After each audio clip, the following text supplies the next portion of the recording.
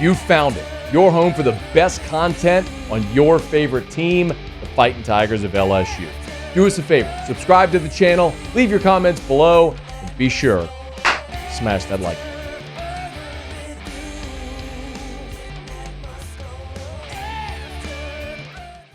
The SEC unveiled the schedule, the 2025 football schedule, on Wednesday night, so we knew who the opponents were. What we didn't know was the order, right? The dates.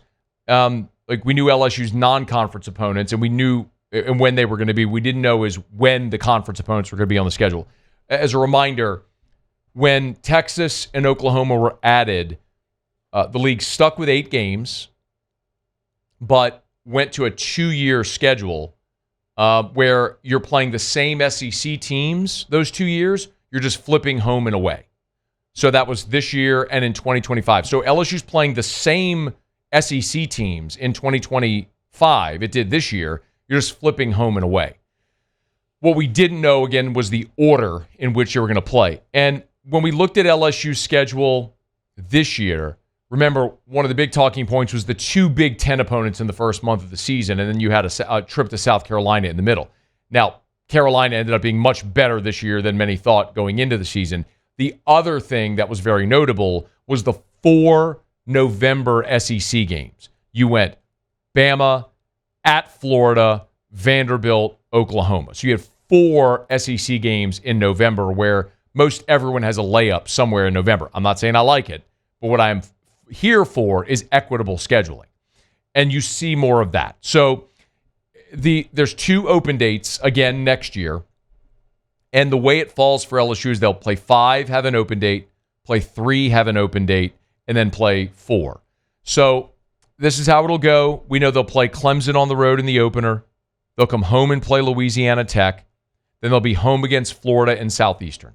So you open at Clemson, then you have 3 straight home games. That might be the earliest LSU has ever played Florida, September the 13th. We'll have to check, but that's usually Florida was always an October game for LSU. This season, it was one of the latest games we've ever seen LSU play Florida. The exception was 2016, the game that got moved because of Hurricane Matthew to the end of the season, if you recall. So, at Clemson, home against Louisiana Tech, Florida, Southeastern. Then you're at Ole Miss. So what I like is you get the FCS opponent, Southeastern, at home before you go to Ole Miss. If you're at a point where you need to rest somebody, not have a super strenuous game before you hit the road to take on the Rebels, that's a good spot. Then you get an open date before you come home against South Carolina. I don't know what South Carolina will be next year. They surprised a lot of people. They won 9 games. They won 6 in a row at the end, and they were playing really good football at the end of the season.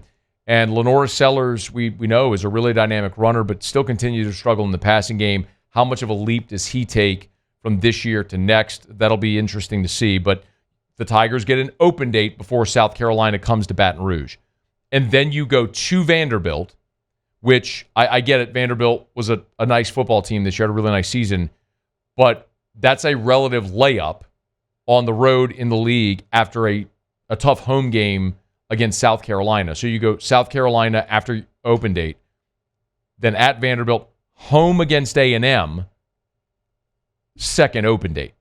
So I like the way that plays out. Before you play Bama, you get your open date again. So all of that lays out pretty nicely. You have to go to Bama, but this year you had Bama at home, had to go to Florida. That didn't work out.